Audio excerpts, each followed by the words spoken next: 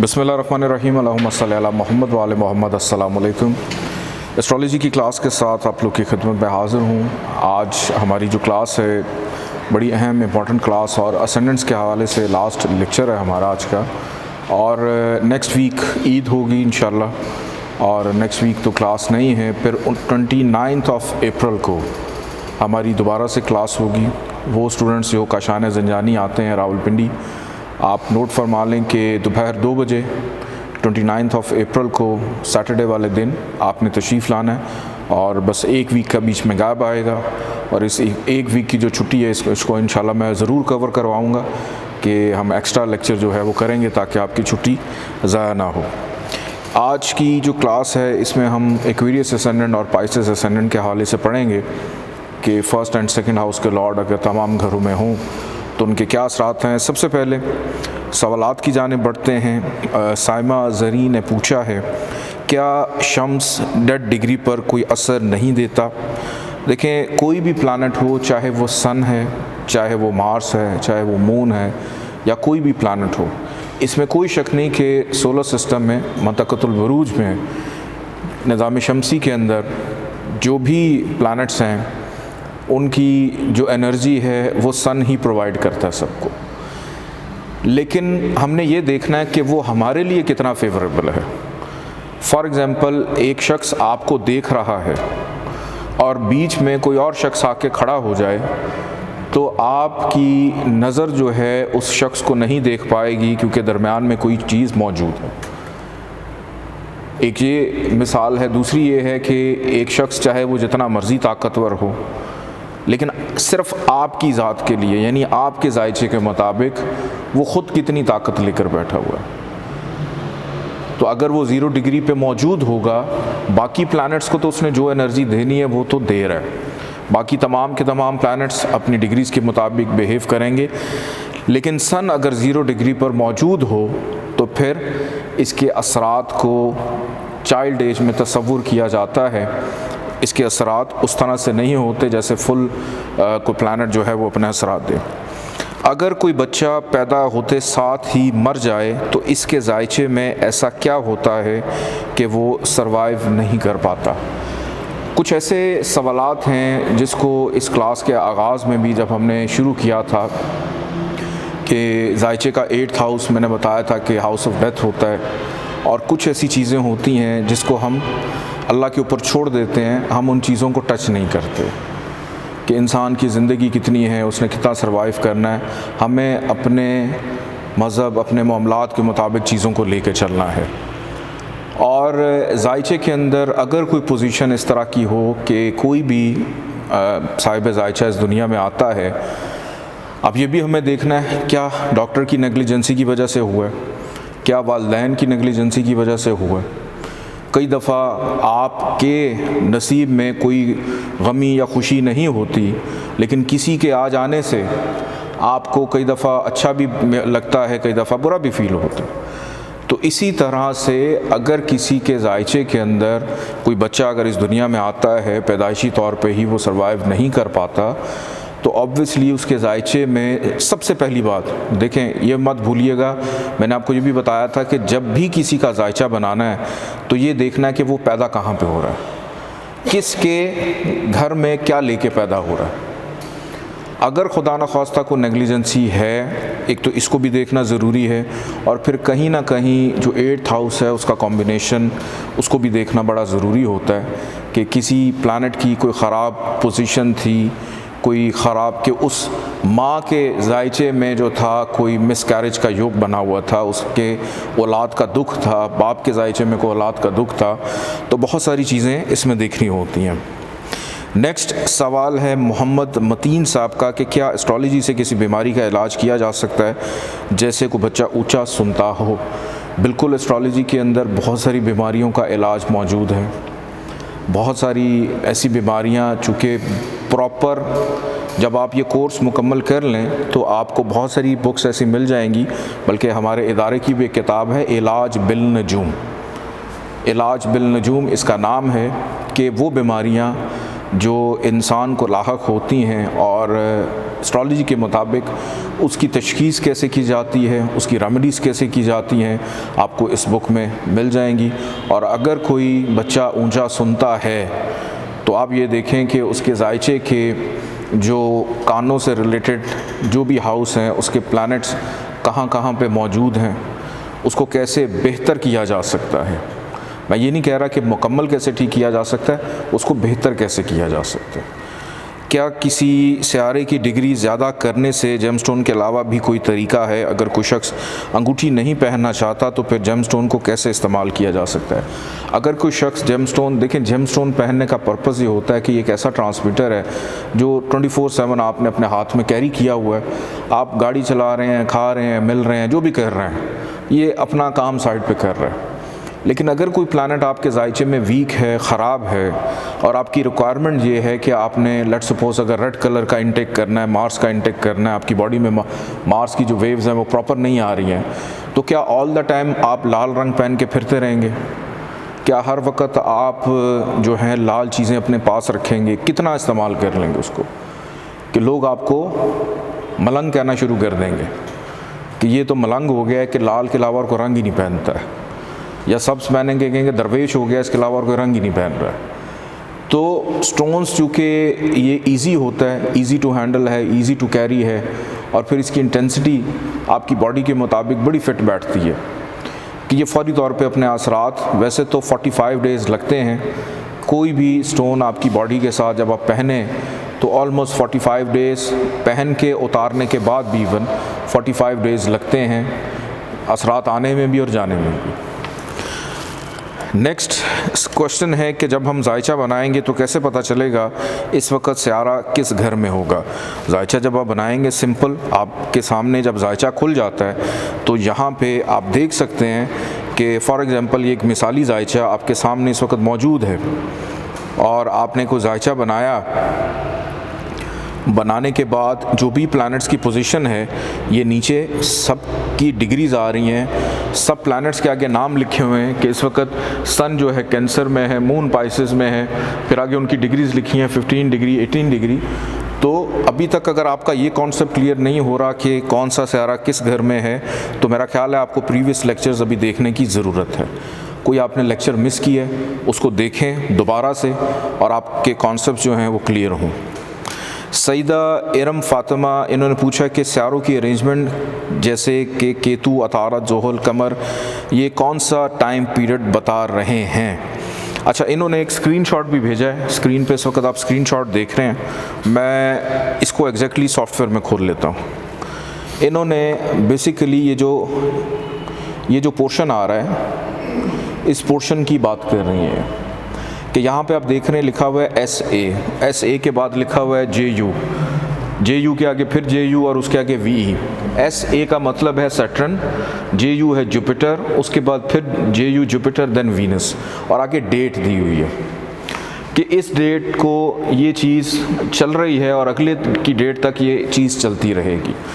जो पहले है उसको हम कहते हैं महादशा, जो SA है उसको हम कहते हैं महादशा, यानी दौरे अकबर, लंबा पीरियड। इस पे हमारा पूरा लेक्चर है, अभी आप समझ लें पूरा लेक्चर है इस पे हमारा इंशाल्लाह। फिर उसके बाद JU जो है, सेकंड जो चीज़ है ये है अंतरदशा। पहले थी महादशा, दूसरी है अंतरदशा, और अंतरदशा को हम उर्दू में कहते हैं दौरे Asghar, short period.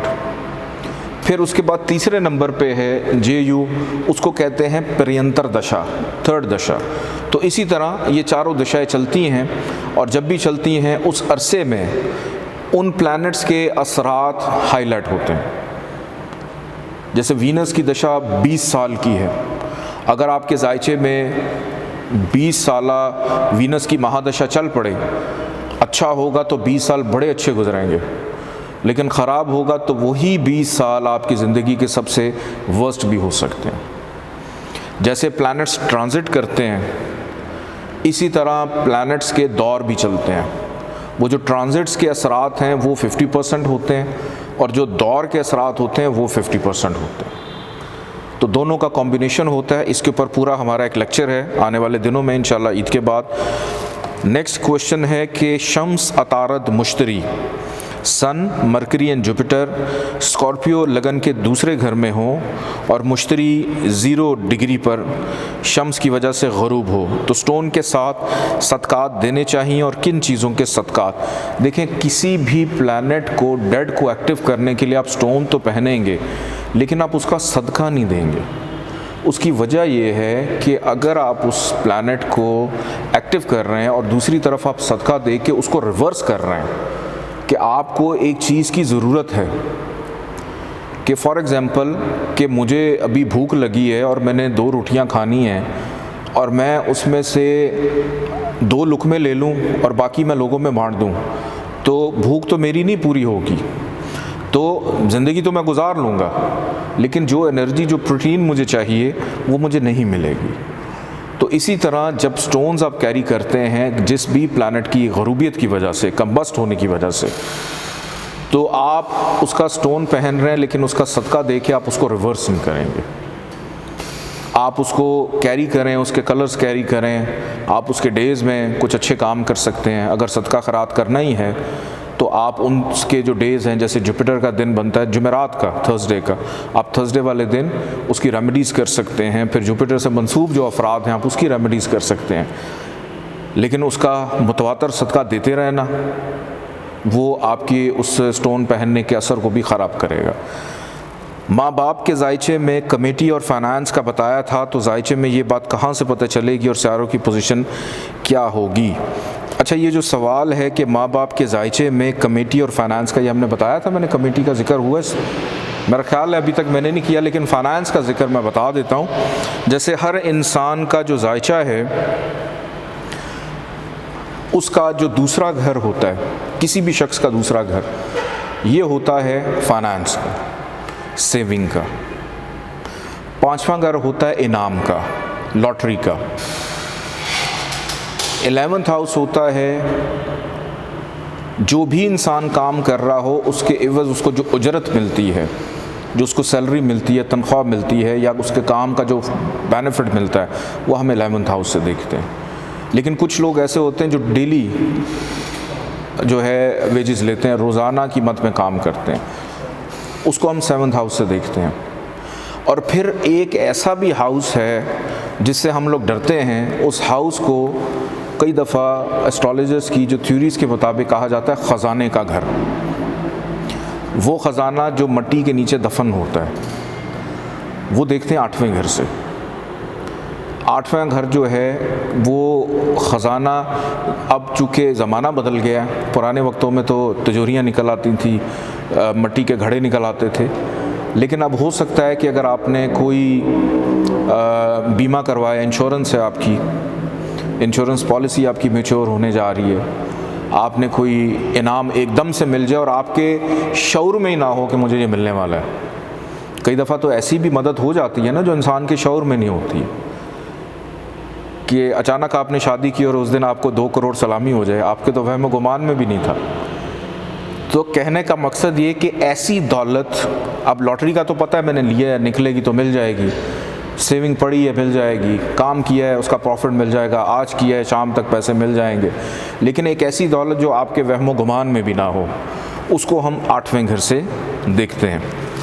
Next question की जाने बढ़ते हैं। अभी लगने वाला सूरज ग्रहण तमाम बुरूज पर असरात देगा, लेकिन बुर्ज हुमल में लगने वाला जो सूरज ग्रहण है उसकी वजह से क्या सिर्फ एरीज़ वालों को ही ज़्यादा असरअंदाज होगा? वेरी गुड क्वेश्चन, ये बड़ा अच्छा सवाल इन्होंने किया है कि अभी सूरज ग्रहण लगने जा रहा है और वो लगेगा कहाँ पे? एरीज़ में। अब मैं सिंपल सा आप लोगों के सामने एक क्विक एनालिसिस करता हूँ और आपने बड़ी तवज्जो के साथ इसको सुनना है।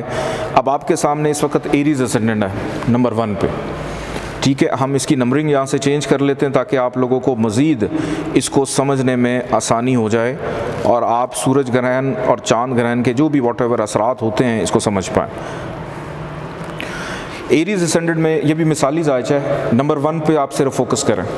एरीज़ असेंडेंट में सूरज ग्रहण लग रहा है, तो एरीज असेंडेंट में सूरज ग्रहण लगना, तो जो भी एरीज असेंडेंट का फर्स्ट हाउस होता है उसके जो भी करैक्टरिस्टिक्स होंगे उससे रिलेटेड वो डिस्टर्बेंस पैदा करेगा। साहिब जायचा को डिस्टर्ब करेगा, बीमार कर सकता है। कोई भी काम शुरू करना हो, चूँकि पहल है, पहला घर है, ज़िंदगी ये आगाज़ है, पहला घर ज़िंदगी का आगाज़ है कि जो बच्चे सूरज ग्रहण या चांद ग्रहण में पैदा होते हैं, आपने अक्सर देखा है उनकी बॉडी पे कोई ना कोई कट होता है, कोई स्पॉट होता है, कोई निशान होता है। क्यों मना किया जाता है कि छुरी कांटे का इस्तेमाल उस टाइम पे ना किया जाए? क्योंकि अगर एरीज असेंडेंट में लग रहा है तो जो भी इब्तदा है वो डिस्टर्ब हो सकती है, क्योंकि वेव्स बहुत ज़्यादा इंटेंसिटी से ज़मीन पर पड़ रही होती हैं।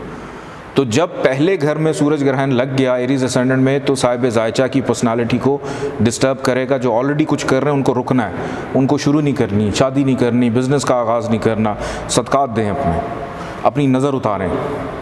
और अब टॉरस वालों के लिए अगर हम देखें कि टॉरस वालों का क्या होगा, अब टॉरस वालों का 1 चला गया 1 नंबर पीछे, इनका ख़र्चा होगा, इनको नज़र लगेगी, इनका अस्पताल का ख़र्चा होगा, इनके हासदीन बढ़ सकते हैं, इनको धोखा हो सकता है, इनको फ्रॉड हो सकता है, इनको उन तमाम चीज़ों से बचना है जिसका ताल्लुक़ जायचे के 12वें घर से है। अब हम जमनाए की बात करते हैं कि जमनाए जो है इनको क्या करना है। जमनाए वालों का नंबर 1 चला गया 11th हाउस में, इनको प्रॉफिट में प्रॉब्लम, ख्वाहिशात पूरी होने में दोस्त धोखा दे सकते हैं, कुछ छोटी मोटी बीमारी लाहक हो सकती है, सोशलाइजिंग में प्रॉब्लम रहेगी। अब इसी तरह हम चलते हैं कैंसर की जानिब, कैंसर का 1 आ गया 10th हाउस में, उनको करियर रिलेटेड प्रॉब्लम्स रहेंगे, उनकी इज़्ज़त पे हर्फ आ सकता है, गैर मुस्तकिल मिजाज हो सकते हैं, तरक्की प्रमोशन मिलनी थी खुदा न खास्ता तनज़ली की तरफ चले जाएंगे। लियोस की अगर बात करें तो लियोस को कहाँ पे तंग करेगा? नसीब का घर 9th हाउस नंबर 1, बाप बीमार हो सकता है, बैरून मुल्क सफ़र में प्रॉब्लम्स पैदा हो सकती हैं, काम बनते बनते रुक सकते हैं, डिले हो सकते हैं अगर ग्रहण के दिनों में, क्योंकि ग्रहण के असरात 30 दिन के होते हैं, सूरज ग्रहण के 30 दिन पहले और 30 दिन बाद। अब इसके बाद वर्गस वालों को क्या होगा? वर्गस वालों को नंबर 1 एक्सीडेंट्स हो सकते हैं, 8वां घर है, हादसात, नाउमीदी, मायूसी, ठीक है। फिर क्या कहते हैं, 8वां घर जो है वो एलिगेशन इल्ज़ामात का भी है, तनकीद बर्दाश्त करनी पड़ेगी। इसी तरह लिब्रास की अगर बात करते हैं तो लिब्रास वालों को मैरिटल लाइफ के प्रॉब्लम्स आएंगे, नंबर 1 7 में आ गए, मैरिटल इश्यूज़, शराकतदारी में प्रॉब्लम। नंबर 8 स्कॉर्पियो की बात करें तो स्कॉर्पियोज़ की हेल्थ इश्यूज़ हो सकते हैं, नंबर 1 चला गया 6 में, स्कॉर्पियोज़ को हेल्थ इश्यूज़ आएंगे। नंबर 9 यानी सेजिटेरियस को अगर हम देखें तो नंबर 1 इनका बन जाता है 5वां घर, औलाद से प्रॉब्लम। फिर इनाम जो मिलना था खुदा न खास्ता को बड़ा नुकसान भी हो सकता है। अक्ल का घर है, ज़हनी तनाव दबाव बढ़ सकता है, मोहब्बत में प्रॉब्लम्स आ सकती हैं। फिर बात करते हैं कैप्रिकॉन्स की, कैप्रिकॉन्स का नंबर 1 बन जाता है 4th हाउस, घर का सुख डिस्टर्ब होगा, घर का माहौल कशीदा हो सकता है, गाड़ी ख़राब हो सकती है, माँ बीमार हो सकती है। नंबर 11 एक्वेरियस असेंडेंट वालों के लिए ये जो ग्रहण है इनका बनता है 3रा, फजूल की मेहनत, हार्डशिप, वहम का शिकार हो जाएंगे, छोटे बहन भाइयों से प्रॉब्लम्स रहेंगे, पड़ोसियों से लड़ाई हो सकती है, शॉर्ट जर्नीज़ में प्रॉब्लम आएंगी। फिर इसके बाद लास्ट में पाइसिस को अगर हम देखते हैं तो पाइसिस वालों का बनता है नंबर 1 फाइनेंस का हाउस, कि पाइसिस वालों को प्रॉब्लम कहाँ पे आएगी? फाइनेंस में, ख़ानदानी मामलात में, रिश्तेदारों के साथ बोलने में कोई ऐसी बात कर देंगे, खामखा किसी से लड़ाई हो जाएगी इनकी। तो इस तरह से जो भी ग्रहण लगेगा वो जिस असेंडेंट के जिस हाउस में लग रहा है उसके मुताबिक वो प्रॉब्लम्स देगा। मैंने तो अभी जल्दी जल्दी में 1-2 चीज़ें आपको बताई हैं, आप मज़ीद चीज़ें भी देख सकते हैं इसमें। अगले सवाल की जाने बढ़ते हैं। मुश्तरी चर्बी यानी फ़ैट को रिप्रेजेंट करता है, तो क्या अगर लगन में मुश्तरी हो तो वो बंदा मोटा होगा? बिल्कुल। अगर जुपिटर स्ट्रॉन्ग है तो साहिब जायचा की जो बॉडी है वो जो है बल्कि हो सकती है, फ़ैट्स बहुत जल्दी उस पर आ जाएंगे। इवन अगर जुपिटर ख़राब भी हो तो ऐसे लोगों के साथ प्रॉब्लम ये होती है कि इनका फिर मोटापा जाता नहीं है, आ जाए तो फिर इनका हो के रह जाता है। मेडिकल एस्ट्रोलॉजी में लिवर एंड पैंक्रियाज, इंटेस्टाइन, का होता है सरतान लगन में छठे घर में ज़ोहल, तो क्या ऐसे शख्स को डायबिटीज़ जो कि पैंक्रियाज की बीमारी है प्रेडिक्ट कर सकते हैं? छठे घर से जहाँ जहाँ ज़ोहल नज़र डालेगा क्या उनके घरों के ऑर्गन्स भी बीमारी में? देखें, जिस हाउस के अंदर जो भी चीज़ें अफ्लिक्ट हो रही हैं, ख़राब हो रही हैं, नज़र तो डालेगा, लेकिन इसके साथ साथ हमें ये भी देखना है कि जो एग्जैक्ट बीमारी, अब वीनस कंट्रोल करता है शुगर की बीमारी को, डायबिटीज़ को, कि अगर जायचे में आपकी बीमारी के घर में अगर कोई प्लैनेट जैसे मार्स है या सन आके बैठ गया, तो इसका ये मतलब नहीं कि उसको शुगर होगी। शुगर देखने के लिए हमें शुगर से जो मंसूब प्लैनेट है उसको भी देखना ज़रूरी है, कि बीमारी के घर में तो all the time planets move करते रहते हैं, घूमते रहते हैं, तो हर वक्त तो नहीं बंदा बीमार हो सकता। और डायबिटीज़ उसी वक्त होगी जिस वक्त उसके जायचे में वीनस जो है वो ख़राब होगा, ख़राब जगह से नज़र डाल रहा होगा बीमारी के घर में। फिर जिस हाउस में जो लबलबा है, जिस हाउस जो कंट्रोल करता है उसको, वो भी अगर उसका प्लैनेट भी कोई ख़राबी की ज़द में है, तो फिर उसकी वीकनेस और कमज़ोरी की वजह से डायबिटीज़ हो सकती है। नेक्स्ट सवाल की तरफ जाते हैं। विपरीत राजयोग को एक्सप्लेन दोबारा कर दें। विपरीत राजयोग मैंने आपको बताया था कि सिंपल सी बात है कि किसी भी जायचे का छठा, आठवां और 12वां घर, यानी किसी भी जायचे का, मैं इसको एरीज असेंडेंट पे सेट कर देता हूँ कि छठा, आठवां और 12वां घर, अगर छठे घर का लॉर्ड छठे घर में हो या 8वें में हो या 12वें में चला जाए, 8वें घर का जो लॉर्ड है वो छठे में, 8वें में, 12वें, यानी नहस घरों के सारे नहस घरों में हो, तो उसको हम विपरीत राजयोग कहते हैं। लेकिन ये उस वक्त लगता है जब लगन का लॉर्ड भी अच्छा हो, यानी असेंडेंट का जो लॉर्ड है, जैसे भी मार्स बैठा हुआ है 5th हाउस में, तो अगर इस पोजीशन में मरकरी और या मार्स खुद होता या 12th हाउस का जो लॉर्ड है पाइसेस का जुपिटर, वो 6, 8, 12 घरों में होता, तो उसको विपरीत राजयोग लग सकता था। लेकिन चूँकि अब इन घरों में कोई प्लैनेट इस वक्त नहीं है, कोई भी प्लैनेट नहस घर का नहस घर में होगा और लगन का लॉर्ड अच्छा होगा, तो उसको विपरीत राजयोग लगेगा। लेकिन अगर वो नहस घर में उसको हबूत याफ्ता है, तो फिर विपरीत राजयोग नहीं है। नेक्स्ट सवाल की जाने बढ़ते हैं। मरीख और कमर एंटी सियारे तो नहीं हैं, मगर इनके मिजाजों में बहुत फ़र्क है, तो ऐसे शख्स की मैरिटल ज़िंदगी के बारे में क्या कह सकते हैं? ये तो अपॉइंटमेंट वाला सवाल है कि शादीशुदा ज़िंदगी का क्या होगा। देखें, मार्स एंड जुपिटर दोनों फ्रेंडली प्लैनेट्स हैं। दोनों के मिजाज अगर देखें तो दोनों का ताल्लुक़, मार्स को पहले, अभी हम ईथर में डालते हैं, पहले ये फायर एलिमेंट में ही था, और सॉरी जुपिटर की बात करूँगा, तो ये दोनों कहीं ना कहीं अपने अंदर कुछ ऐसा मिजाज रखते हैं कि दोनों आतिश मिजाज हैं। लेकिन हमें ये देखना भी ज़रूरी है कि इनकी जो इब्तदा है ज़िंदगी की, निकाह का जो वक्त है वो कितना इम्पॉर्टेंट है। अच्छे टाइम पे निकाह हुआ है तो प्रॉब्लम नहीं आएगी। कई दफ़ा बड़ी से बड़ी ख़राबी भी अच्छे निकाह के वक्त पे बैलेंस हो जाती है, और कई दफ़ा बहुत अच्छी कंपैटिबिलिटी होती है, लेकिन ख़राब वक्त की वजह से वो कंपैटिबिलिटी भी ख़राब हो जाती है। अब जैसे सूरज ग्रहण लगने जा रहा है, कि अगर 7वें घर में ग्रहण लगा हुआ है, या ग्रहण कहीं ना कहीं आपको डिस्टर्ब कर रहा है, 4th हाउस में लगा हुआ है, 5th हाउस में लगा हुआ है, औलाद के घर में लगा हुआ है, दूसरे घर में लगा हुआ है, तो कहीं ना कहीं प्रॉब्लम्स आएंगी शादी के बाद।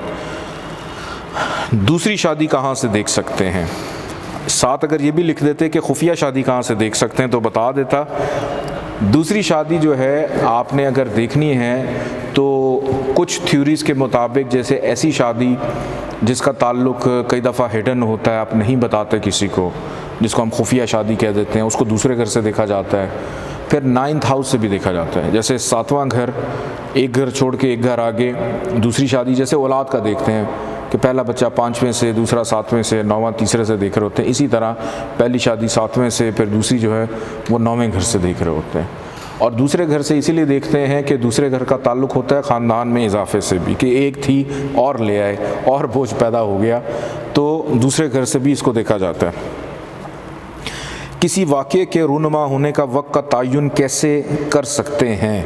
वेरी सिंपल कि जब जो प्लैनेट जिस चीज़ से मंसूब है उसकी इब्तदा, उसका ट्रांजिट जिस वक्त होगा, ये इंशाल्लाह आगे चल के आप लोग सीखेंगे, मैं आप लोगों को बिल्कुल करवाऊँगा। ये अगर देखा गया है कि शादी अगर सरतान तरफ़े के वक्त में हो तो कुछ अरसे के बाद तलाक हो जाती है, इसकी क्या वजह हो सकती है? दूसरी शादी कितना अरसा चलेगी, ये कैसे देखेंगे? कोई भी जायचा असेंडेंट्स जो हैं वो 3 किस्म के होते हैं, एक फ़िक्स्ड होते हैं, एक मूवेबल होते हैं, और एक को हम कहते हैं, उसका भी मेरे जहन में नाम नहीं आ रहा, मैं आपको बता देता हूँ थोड़ी देर में, कि 3 असेंडेंट्स ऐसे होते हैं जिनमें अगर शादी की जाए, मुनक़लिब, म्यूटेबल, हाँ सॉरी म्यूटेबल होते हैं।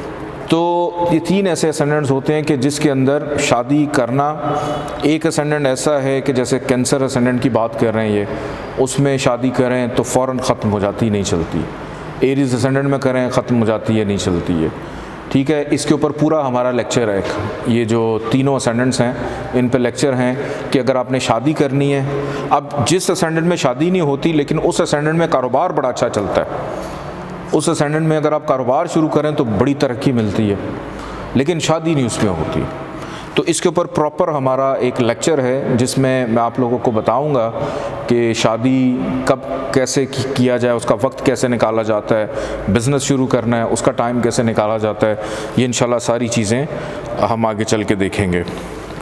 जायचे से पेशगोई के वक्त का तयन कैसे किया जा सकता है? सिंपल सी बात है कि जब कोई प्लानट जैसे फर्स्ट हाउस का लॉर्ड, जैसे हम बात करते हैं, एक बंदा सवाल करता है जी मेरी नौकरी कब लगेगी। अब नौकरी के लिए आपकी नज़र कहाँ जाती है? स्ट्रेट वे 10th हाउस पे। अब 10th हाउस का लॉर्ड फॉर एग्ज़ाम्पल इसी जायचे में सैटर्न है, ज़ुहल है। अब ज़ुहल की जैसे ही कोई अच्छा ट्रांजिट होगा, अच्छी पोजीशन बनेगी, तो आप उसको कह सकते हैं कि आपकी जॉब जो है इस अरसे में लग सकती है। या अगर ज़ुहल का कोई दौर शुरू होता है, दशा अंतरदशा होती है कि आपका ज़ुहल बहुत ज़्यादा ख़राब है, इस साल तो पॉसिबिलिटी नहीं है, लेकिन सितंबर में, अक्टूबर में या अगले साल मार्च में जाके इस चीज़ का टाइम स्टार्ट हो रहा है, तो वो जब हम दशा अंतरदशा पढ़ना शुरू करेंगे तो उसके अंदर इंशाल्लाह मज़ीद ये चीज़ें वाज़ेह हो जाएंगी। What are dusthana lords? What is Viparita yoga and its significance in the birth chart? ये दुश्ताना लॉर्ड हम आगे देखेंगे, विपरीत राजयोग मैं अभी आपको पढ़ा चुका हूँ। तो बढ़ते हैं हम लेक्चर की जानिब। हमारी आज की जो क्लास है इस पर हम पढ़ने जा रहे हैं एक्वेरियस असेंडेंट को। आप देख सकते हैं इस वक्त स्क्रीन पे नंबर 11 जहाँ पे लिखा हुआ है, इसका मतलब है एक्वेरियस, इसका लॉर्ड है सैटर्न, और सैटर्न का जो फर्स्ट हाउस का लॉर्ड खुद है, इसने 2 घर अपने पास रखे हुए हैं, फर्स्ट एंड 12th, 2 हाउसेस इसके पास हैं। 12 घरों के अंदर इसके क्या असरात होंगे इसको हम देखेंगे, और सैटर्न के जो एस्पेक्ट्स होते हैं यानी इसकी जो नज़रें हैं वो 3 हैं कि तीसरी नज़र, 7वीं नज़र और 10वीं नज़र। जहाँ बैठता है वहाँ से 3 घर आगे, 7 घर आगे और 10वें घर पे ये अपनी नज़र डालता है। सैटर्न का पहले घर में होना, फर्स्ट हाउस में मौजूद होना, ओन साइन का अपनी घर में, यहाँ पर इसको मिलता है सस्सा नाम का एक पंच महापुरुष योग। बहुत सारे कॉन्सेप्ट अब आप लोग के क्लियर हो चुके हैं कि लगन का लॉर्ड लगन में हो तो उसको एक राजयोग मिलता है, पंच महापुरुष योग। सिर्फ मून और सन को नहीं मिलता, इसके अलावा या राहु केतु इस कैटेगरी में फॉल नहीं करते। ईद के फ़ौरन बाद हमने राहु केतु भी पढ़ना है। तो यहाँ पर सैटर्न जो है, जब इसको सस्सा नाम का पंच महापुरुष योग मिलता है, जो कि स्पेसिफिकली सैटर्न के ही पंच महापुरुष योग को कहा जाता है सस्सा, यानी एक ऐसा योग जो साहिब जायचा को नॉर्मल से अबव कर देता है। एंड सैटर्न की जो क्वालिटीज़ हैं, उसके मौल्लम होने की, उसके फ़ैसला करने की क़ुव्वत, उसके अंदर इनफरादियत को पैदा करना, साहिब जायचा अलग थलग अपनी रियासत, अपनी दुनिया बना कर रहता है, अपने घर वालों के साथ भी मौजूद हो लेकिन उसके अंदर का जो बड़ापन है वो ख़त्म नहीं होता, छोटी सी एज में बड़े बड़े फ़ैसले लेने लग पड़ता है और कोशिश करता है कि हमेशा हक़ के साथ खड़ा रहे। अगर किसी के साथ अच्छे अंदाज में कोई दोस्ती चल रही है तो वहीं पे अपने साथ साथ पैरेलल दुश्मनियों को भी पैदा करता है। ये कि सैटर्न जो है ये अपनी ज़िंदगी जब तक ख़ुद सुकून से ना गुजारना चाहे बाय चॉइस कि अब मैंने अपनी ज़िंदगी में सुकून पैदा करना है, तब तक इसकी ज़िंदगी में बड़े झमेले रहते हैं खामखा की। अगर किसी की मदद की तो दूसरा शख्स ये कह देगा मेरी क्यों नहीं की। किसी से लड़ाई कर ली तो दूसरा कह देगा आप बिला वजह से लड़ना शुरू कर दें, लड़ाई मेरी थी, आप क्यों कूद पड़े बीच में। और फिर जो लोग एक्वेरियस असेंडेंट लेकर पैदा होते हैं, मोस्टली ऐसे लोगों का जो रंग है वो भी थोड़ा सा चॉकलेट ब्राउन या ब्राउनिश बहुत ज़्यादा होते हैं। ब्लैक कलर की टोन की तरफ, डार्क ब्राउन कलर की टोन की तरफ ज़्यादा जाते हैं लोग, लेकिन अक्लमंद बहुत होते हैं। इनकी कुव्वत फ़ैसला बड़ी स्ट्रांग होती है, शार्प माइंडेड होते हैं, और हमेशा इनकी कोशिश होती है कि हम भलाई के काम करें, हम चैरिटी के काम करें, किसी को रोता हुआ नहीं देखते, किसी को तकलीफ़ में नहीं देख सकते। जैसे भी मैं बता रहा था पीछे कि लड़ाई किसी की होगी, छलांग खुद मार देंगे, वजह भी नहीं जानते हुआ क्या, बाद में पता करते हैं कि हुआ क्या। तो इनका ये जो खल्क़े खुदा की खिदमत करने वाला जो फ़ितरत है इनकी, वो इनसे कभी नहीं ख़त्म होती, और ये तभी पैदा होती है जब सैटर्न फर्स्ट हाउस में मौजूद हो और यहाँ से बैठकर पॉजिटिव वाइब्स देता है। ऐसे अफराद को अपनी ज़िंदगी में चाहिए कि इनको इल्म के ज़्यादा करीब रहना चाहिए, ताकि इनका जो लोगों की खिदमत है वो मुस्बत और पॉजिटिव खिदमत रहे। ये ना हो कि जैसे अक्सर हम मूवीज़ में देखते हैं कि अमीरों को लूट कर गरीबों की मदद करना, वो वाली मदद ना हो जाए कि काम तो अच्छाई का कर रहे हैं लेकिन गलत तरीके से कर रहे हैं। भाई इसमें अमीर लोगों का क्या कसूर है। तो किसी का हक किसी के ऊपर डालने की ज़बरदस्ती कोशिश वो इन लोगों से हो सकती है, और वो चीज़ तभी इनके अंदर से ख़त्म होती है जब ये तालीम के ज़ेवर से अपने आप को हमेशा आरास्ता रखते हैं, एजुकेशन के अंदर ये स्ट्रॉन्ग रहें। और यहाँ से बैठकर सैटर्न 3 नज़रें डालता है तीसरे घर पे, 7वें घर पे और 10वें घर पे। यानी मेहनत इनके कंट्रोल में है, स्ट्रगल इनके कंट्रोल में है, मैरिटल लाइफ उसका सुख इनके कंट्रोल में है, करियर की चीज़ें भी इनके कंट्रोल में है। और इनका जो स्टोन बनता है वो है ब्लू सफ़ायर, नीलम, के एक्वेरियस असेंडेंट वाले अगर असेंडेंट को अच्छा पाएँ तो ये ब्लू सफ़ायर नीलम लेकर अपने हाथ में पहन सकते हैं। नेक्स्ट हाउस की जाने बढ़ते हैं। सैटर्न अगर जायचे के दूसरे घर में होगा तो यहाँ पर फाइनेंशियली तौर पे स्टेबिलिटी को पैदा करेगा, ख़ानदानी मामलात में स्टेबिलिटी को पैदा करेगा। लेकिन एक चीज़ प्रॉब्लम ज़रूर देगा कि चूँकि ज़ुहल का एक फ़ितरती अंसर है कि इनके लहजे में कड़वाहट होती है। ये बुरे नहीं होते लेकिन इनके लहजे में कड़वाहट बाय डिफ़ॉल्ट होती है, तो लहजे में थोड़ी तलखी हो सकती है इनकी। अभी पिछले दिनों एक खातून मेरे से पूछ रही थी कि मेरे बेटे की बुराई मुझे बताएं, मेरा बेटा बहुत अच्छा है लेकिन इसकी बुराई मुझे बताएं। तो अब मैं परेशान हो गया कि मैं कैसे एक्सप्लेन करूं, एक माँ अपने बच्चे की बुराई सुनना चाह रही और मैं हैरान था कि मैं कैसे बताऊं। तो बस मैंने फिर उनको जो भी जहन में एकदम आया, मैंने कहा कि बहन देखें, अब अल्लाह ताला ने ना दुनिया में ये जो फल फ्रूट पैदा किए होते हैं और उसमें कुछ मीठे होते हैं कुछ कड़वे होते हैं। अब जैसे बादाम है वो एक अच्छा मेवेजात में आता है, फल है, अब वो मीठे भी हैं कड़वे भी हैं, लेकिन उनकी जो एक्सपायरी डेट होती है कि जब एक्सपायर हो जाएं तो उसके बाद आप उनको खा नहीं सकते। लेकिन एक्सपायर होने के बावजूद जो मीठा बादाम है वो मीठा ही रहेगा, जो कड़वा पैदाइशी है वो कड़वा ही रहेगा। वो एक्सपायर हो जाए या ना भी हो उसकी कड़वाहट नहीं जाएगी। तो आपका बेटा जो है ये कड़वाहट लेकर पैदा हुआ है। तो इसी तरह सैटर्न वाले भी इस चीज़ की कड़वाहट को लेकर पैदा होते हैं, अपनी तरफ से अच्छी बात कर रहे होते हैं लेकिन कुछ लोगों को भली लगती है, कुछ लोगों को तकलीफ़ देती है वो। और यहाँ से बैठकर सैटर्न नज़र डाल रहा है 4th हाउस पे ज़मीन जायदाद प्रॉपर्टी, माँ से बेपनाह मोहब्बत करना, घरेलू मामलात में दिलचस्पी लेना। और फिर 8वें घर पे इसकी 7वीं नज़र है, नाउमीदी मायूसी ख़त्म करेगा अपनी अक्लमंदी से, अपने असर व रसूख से। और फिर 11th हाउस पे इसकी 10वीं नज़र है, यानी करियर का प्रॉफिट, अच्छे दोस्त, मुखलिस दोस्त, सोशलाइजिंग करना, इस पर भी बेहतर होगा। सैटर्न अब चला जाता है बाय बर्थ जायचे के 3rd हाउस में अगर मौजूद हो, तो यहाँ पर ज़ुहल का बैठना बाय बर्थ ख़राब होता है क्योंकि हबूज याफ्ता है, सबसे वर्स्ट कंडीशन में है। तो कभी भी यहाँ पर सैटर्न जो है वो पॉजिटिव असरात नहीं देगा कि साहिब जायचा इतने बुरे खब्त का सवार होगा कि सुबह घर से निकला, रात को घर आया, सोया, फिर चला गया। कई दफ़ा तो मोस्टली ऐसा हुआ कि दफ्तर में ही बिस्तरा लगा लिया, उधर ही सो गए, गाड़ी चलाते चलाते साइड पे पार्क की और वहीं पे नींद पूरी कर ली।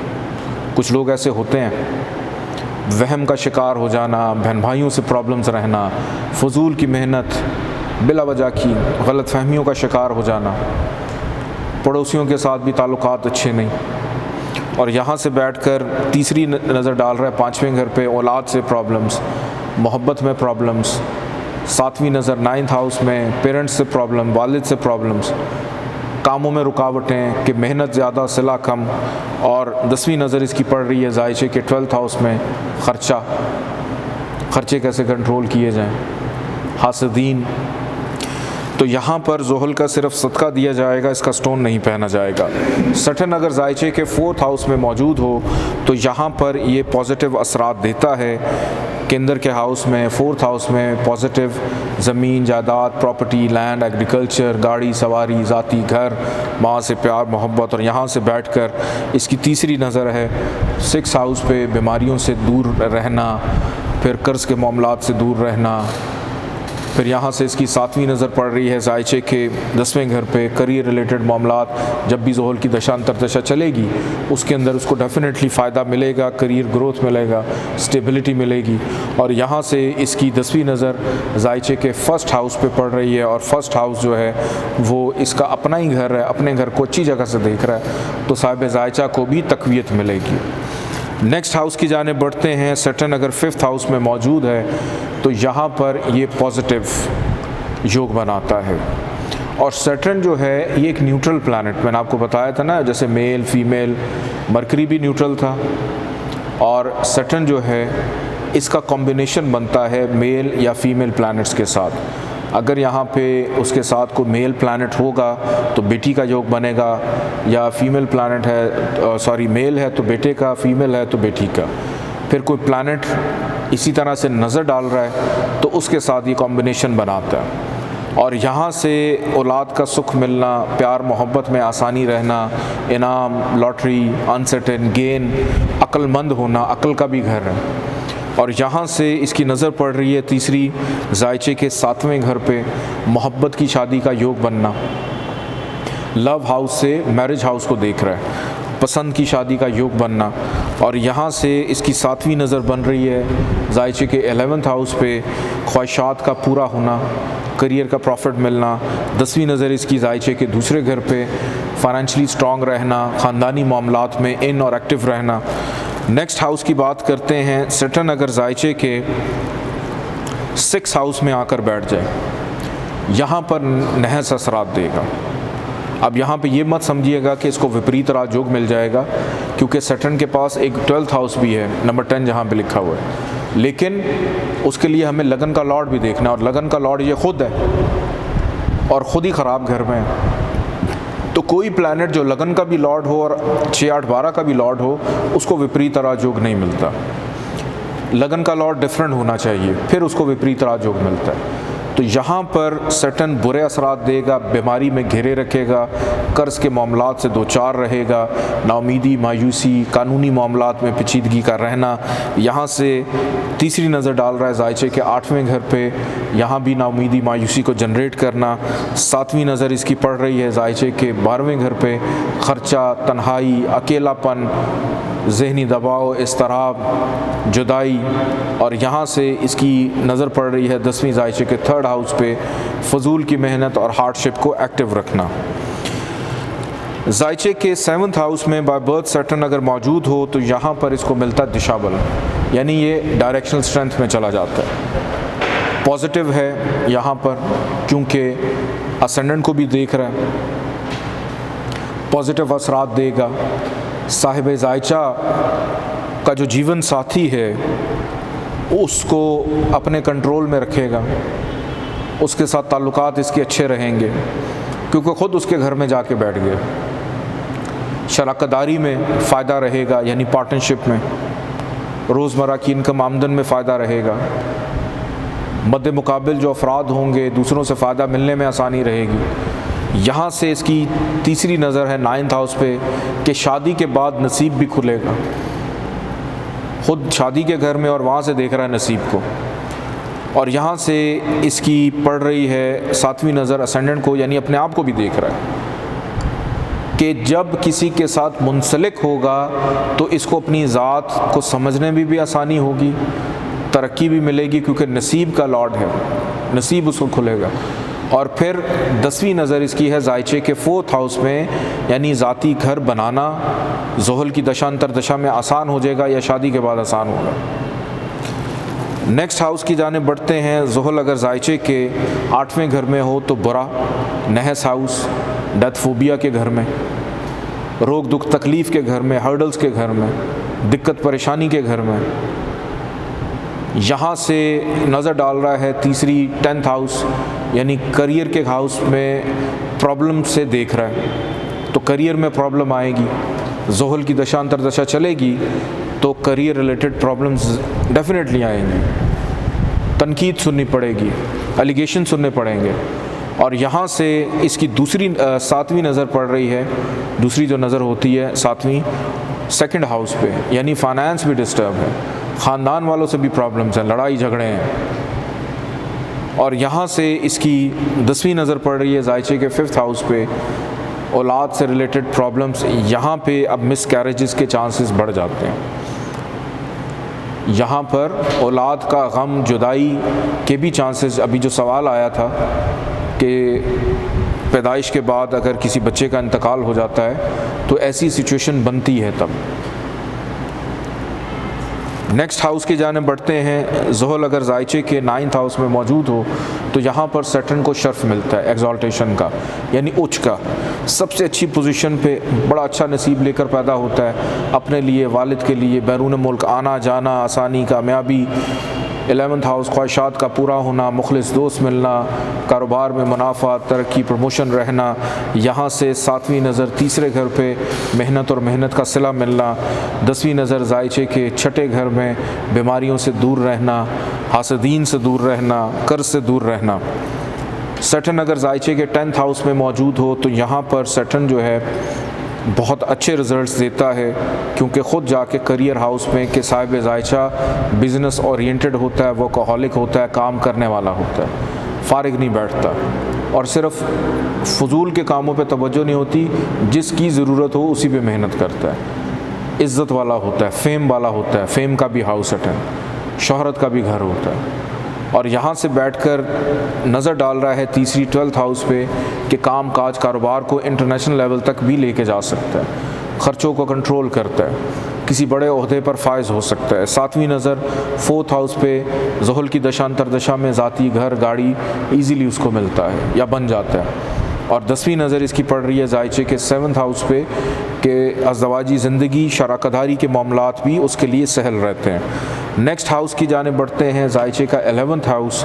यहाँ पर अगर सैटर्न मौजूद हो तो साहिब जायचा अपनी ज़िंदगी को अपनी ख्वाहिशात के मुताबिक गुजारने की कोशिश करता है, अच्छे दोस्तों में के झुरमट में रहने की कोशिश करता है, सियासी समाजी एतबार से भी काफ़ी एक्टिव रहता है, गैदरिंग्स का बड़ा शौकीन होता है, बहन भाइयों के साथ उसके ताल्लुकात अच्छे होते हैं। और यहाँ से इसकी नज़र पड़ रही है जायचे के 1st हाउस पे, तीसरी नज़र, यानी साहिब जायचा ख़ुद अपने लिए भी अच्छा। 7वीं नज़र इसकी 5th हाउस पे, औलाद का सुख मिलना, प्यार मोहब्बत में आसानी रहना।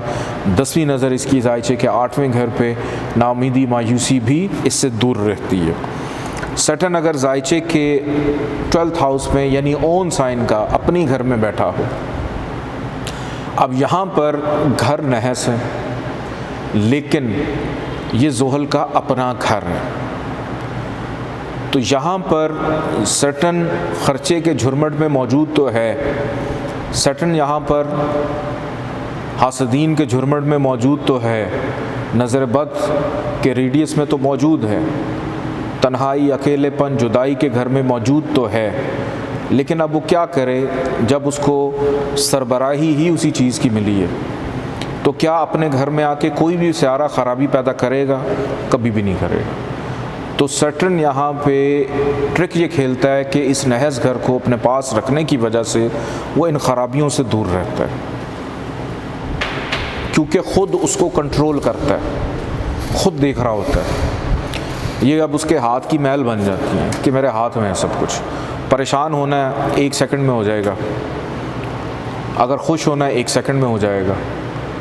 तो ये चीज़ें उसके कंट्रोल में है। ख़र्चा कितना करना है, चैरिटी बहुत करेगा, क्योंकि बारबां घर चैरिटी सिर्फ ख़र्चा नहीं होता, ये जो हम चैरिटी भी कर रहे होते हैं ये भी ख़र्चे के ज़ुमरे में ही आता है। एस्ट्रोलॉजर्स कहते हैं कि ये भी देना ही है, तो निकलता है, तो इसको भी आप इसी हाउस में ऐड करें। तो यहाँ पर फलाही कामों में उसकी बड़ी दिलचस्पी रहती है। फिर ड्यूल नेशनल होना, ड्यूल नेशनैलिटी मिलना, 12th हाउस के अंदर उसका होना, तो यहाँ पर इस हाउस की हद तक तो बहुत अच्छा रहेगा, इस हाउस की हद तक अच्छा रहेगा। और इस हाउस की हद तक ही अगर अच्छा रह ले तो बड़ी अच्छी बात है, क्योंकि एक इंसान को सबसे बड़ा इशू आजकल खर्चे कैसे कंट्रोल करें यही है। और साथ अगर लोगों की खिदमत भी कर रहा है तो दुआएं भी लेता रहेगा। अब यहाँ से नज़र पड़ रही है जायचे के दूसरे घर पे। अब यहाँ से जब वो बाहर देखता है तो ख़ानदान वालों से प्रॉब्लम्स आ सकती हैं, क्योंकि ख़राब जगह से देख रहा है। रिलेशनशिप, वो उस दिन आपने बताया था ना, लिविंग एंड नॉन लिविंग जो चीज़ें हैं, जो लिविंग चीज़ें हैं उसमें प्रॉब्लम है, जो नॉन लिविंग चीज़ें हैं उसमें उसको कोई इशू नहीं है। और यहाँ से इसकी 7वीं नज़र पड़ रही है जायचे के 6ठे घर पे भी। बीमारी होगी और बीमारी पे ख़र्चा उसको करना पड़ेगा, कोई ना कोई हेल्थ इश्यूज़ उसके साथ रह सकते हैं, तो बड़ा मोहतात रह के गुजारना है उसने। फिर इसके बाद इसकी नज़र पड़ रही है जायचे के 9th हाउस पे, नसीब। वालिद के साथ थोड़ा सा कॉन्फ्लिक्ट रहेगा, वही बात living and non living relationship, जहाँ आएंगे वहाँ पे प्रॉब्लम्स होंगी, लेकिन जब उसकी दशांतर दशा चलेगी, ट्रैवल करवाएगा, चीज़ों में बेहतरी होगी, लेकिन रिलेशनशिप में प्रॉब्लम्स रहेंगी। तो इस सूरत में इसका स्टोन यहाँ पे 12वें घर में नहीं पहना जाता। सैटर्न जो है जब अच्छा हो, यानी पहले में, दूसरे में, तीसरे में, 5वें में, 7वें में, 9वें में, 10वें में और 11वें में अगर मौजूद हो तो इसका स्टोन पहना जाता है। बाकी सिचुएशंस में आप इसका सदका दें, और अगर ये ग़रूबियत का शिकार है तो फिर आप इस कंडीशन में बस इसका स्टोन लेके पहन सकते हैं। अब बढ़ते हैं नेक्स्ट टॉपिक की जानिब।